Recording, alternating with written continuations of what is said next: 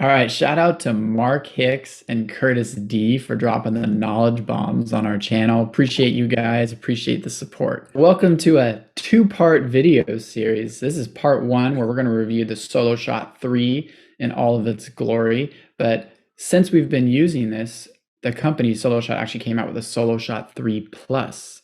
And we are currently having our camera upgraded as we record this. Stick around for the second part where we review this Soloshot 3 Plus in a future video. Well, growing up, like many young surfers, we wanted to see how hard we were shredding. And so we would take turns, or if you were Andrew and AJ, you would force your younger brother to film and send his wetsuit in for long periods of time. So I had nothing else. That's not true. You're like, well, since you don't have a wetsuit for the next 2 weeks, how about you come film AJ? I gained a lot from that. So the Soloshot is essentially a camera that tracks you via GPS. You wear a little armband, and before you enter the water, you sync it up. And then while you surf, it tracks you so that when you come in, you have either session or your entire session waiting for you to see how hard you bog and waiting to see that turn that you really wanted to see and find out that it doesn't look that good. Dang, it's happened several times. So let's talk tech specs. First off, I don't know them all, so I'm going to put them all up on the screen for you right now. But I want to point out a few that mattered to us. We went with the Optic 65, which meant it was a longer lens, which gave you better zoom capabilities. It shoots 4K 30 frames a second. We bought ours used off of OfferUp, I believe, and it came with 2 tags and 3 armbands. Each tag is between $250 to $300. It runs off just a micro SD card, and you pop it on a tripod. Any tripod with a 1/4-inch screw will do. It'll come with an adapter. There's also a couple different mounts, but the one that we found works best is the armband that you just Velcro on when you go out and surf. It comes with a built-in battery, and those are the tech specs. And so just kind of the basics on how to use it. You're going to just attach it to a tripod. It usually takes about 30 seconds to a minute or so for it to like turn on and boot up. We then turn on the trackers that we will use, and we'll put them about 20 yards away from the camera on the beach. And then the camera, it'll spin and look up and down. And essentially what it's doing is it's trying to find the GPS signal from the satellites above. It'll take a couple minutes to try and track it. We'll test out each tracker. So we'll have someone run back and forth on the beach. Yeah, you can also choose your framing, like a wide shot, a medium shot, or a close-up. If the camera is off a little bit to the left or to the right, you can actually manually adjust it. You can do a continuous recording, or you can use the buttons on the tracker to actually start and stop the recording. But we use the continuous, and the camera is set to track whichever band is moving quickest. There are other options out there, but we have found this way works the best for us. So all in all, it takes probably about 5 to 10 minutes to set up the Soloshot so it's ready for filming and it's recording. So at Green Room, we review on function, style, and value for surf accessories. So let's take a look at function. I would say it's a 3 to 3.5, maybe 3.5. Here it is. Always going with the multiple ratings. You gotta pick one. Okay, I will say 3. The aspects that I enjoy about Soloshot obviously are the fact that you can record yourself surfing and you don't need to hire someone out or force a family member, wife, husband, what have you, to film you. That's the obvious, like the best thing. You get footage of yourself in high quality, which is amazing. The technology that they're using is also pretty crazy when you think about it as well. The fact that they're using satellites and GPS to track you while you splash around in the water to then go back and watch yourself is cool. And I think we've all experienced it. It's a little glitchy, specifically getting your tag centered. That's probably the most common issue, followed up by, or maybe in conjunction with, the process of pairing it up. I don't think I've had one time where it's been, oh, I just put it down there and everything's synced up perfectly. It always takes some sort of either like recalibrating a second time, or they call it docking it, where you have to bring your tag up to the camera and do it manually. And that just adds a lot of time and for the money that you spend, and then plus additional money for extra tags, which aren't cheap. You would hope, at least I would hope that it would work smoother. Soloshot says they are addressing actually a lot of these issues in the upcoming upgrade that's happening right now. It's awesome, but it definitely has its kinks to be worked out still, even in its version 3. I mean, I would just prefer my brothers to video me when I surf. I'm sure you would. I would give it a solid 4. Stephen broke it down very nicely. It does a lot of things really well, but when it doesn't work, it's very frustrating. I don't think it adds a ton of time, especially when you're comfortable setting it up. It probably adds an additional like 10 minutes before you can get in the water. If you are strapped and your wife is at home with your kids and you have a limited amount of time, 10 minutes down and an additional 10 minutes putting it away can cut into your overall surf time. Something else to consider is where you use this camera. You ultimately have to set this up on a beach and leave it there and hope that nobody takes it. We've used it in like chest to head high, maybe a smidge overhead, and for the most part it's been fine. But I think any bigger, you'd have issues with the strap loosening or just falling down your arm. It is quirky. In fact, when we were shooting for the Happy Every Day, I lost pretty much an entire session of mine because it was off-centered. And for whatever reason, it recentered when I gave the tag back to Steven and caught all of his waves. I don't know how that happened. It's wonderful. Sweet justice. I'd say 8 out of 10 sessions, it works great if all the conditions line up. But that's 8 more sessions than I would have without that camera. It's very nice. 4. And Steve-O, you said 3? Yeah. Well, you guys aren't letting me do halves. We're a range of a half. Well, guess what? Because I'm going to split the difference between you two. I'll go 3.5.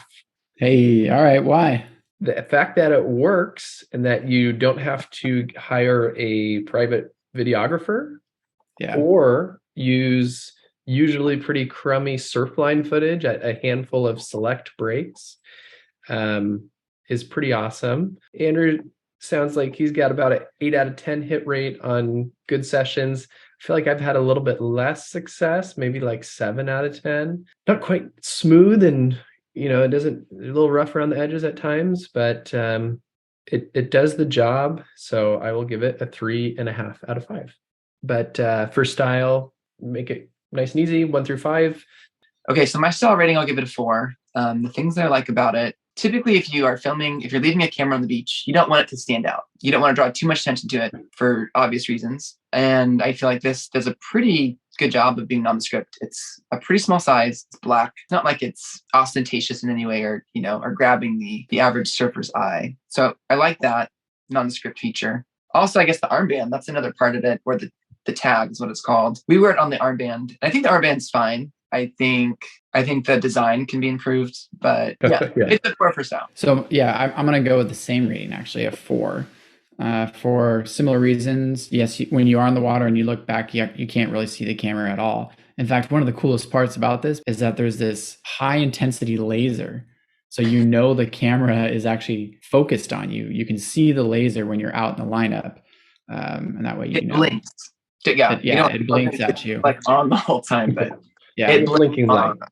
Yeah. But all things considered, it looks pretty good. It blends into the background, and a lot of times you don't even notice it's there. Yeah, I will join the 3 Musketeers on this, and I will also give it a 4 for the reasons that you guys eloquently described. And now we get into value. So very expensive piece of equipment, but it does offer a great function. Value. For right now, it's a 3. And the reason why it's a 3 is because it's over $1,200, which is a lot. Andrew, I'm not even sure what we paid for it. I think it was like $680 with 2 tags.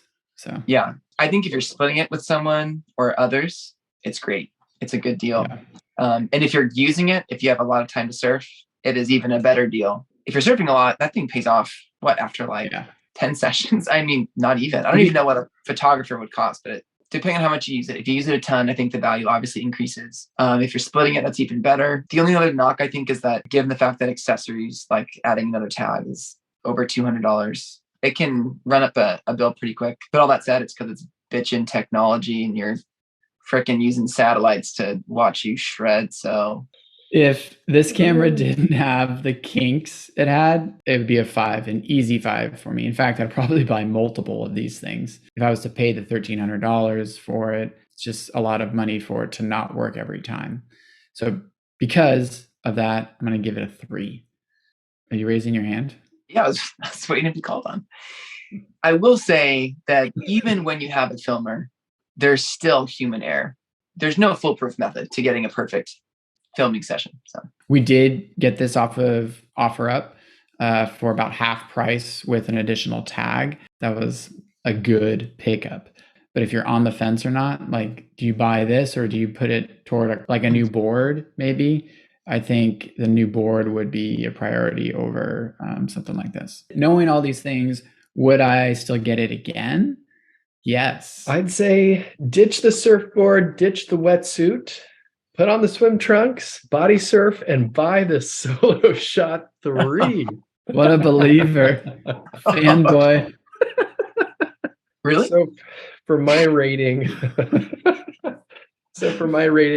I'll give it a 4 out of 5. If someone's interested in purchasing this, there's probably a reason. Either they have the disposable income or they're trying to get footage to become a professional, or they just love trying to get better and, again, have the income for it. But the thing that makes it really valuable to me, yes, it doesn't do a perfect job, but the question is, what are the alternatives? So the fact that the Soloshot works most of the time, it does have some kinks, it is expensive, but because there are no other options out there, I'm glad we got it. And I would have purchased it again with you guys if it was full retail price. Yeah, it's pretty rad, all things considered. Okay, so you've listened to our video and you decide, like, you know what, I think I am going to buy it. Well, we got some pro tips coming your way. So pro tip number 1 is camera really kind of maxes out at 3 tags would be the upper max. And even 2 tags is sometimes too much. One issue is when people split peaks. Sometimes it'll zigzag between those two. But if you are looking to get it with friends, 3 is the absolute max. 2 to 3 would be a good amount of tags. Pro tip number 2, if you are lucky enough to pick up a used model, know that you cannot factory reset the camera. You actually have to send it back to the company to do the factory reset. And it costs an extra chunk of change. So when you buy it used, you want to make sure you talk to the person you purchased it from to get the password for their account so that you can change the information instead of paying for a factory reset. This might change in the upcoming 3+ upgrade, but as it is right now, it's not user resettable. All right. Pro tip number 3 is think about who you're going to go out with. When you are surfing, and more than likely you'll use the feature of tracking the fastest surfer, you want to go out with someone that you can share waves with. I mean, you really kind of have to be mindful of, like, okay, if this person's going left, like, I'm not going to go right, or you kind of have to get a feel for the waves, the session, and the person that you're sharing it with. That's definitely something we've had to be mindful about. All right. Another pro tip, get an external battery. So the battery on this camera isn't the greatest. It's not bad, but if you go out for a 2-hour session shooting in 4K, it will most likely die on you.